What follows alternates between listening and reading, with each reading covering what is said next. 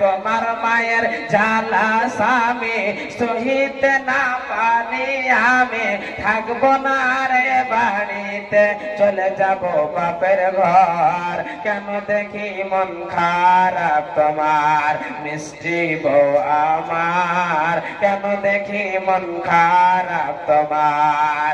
বিবির কথা শুনে কানে ছুটে এলো মায়ের প্রাণে, ধাক্কা মেরে মাকে ফেলে ভাঙলো মায়ের বুকের হাড়।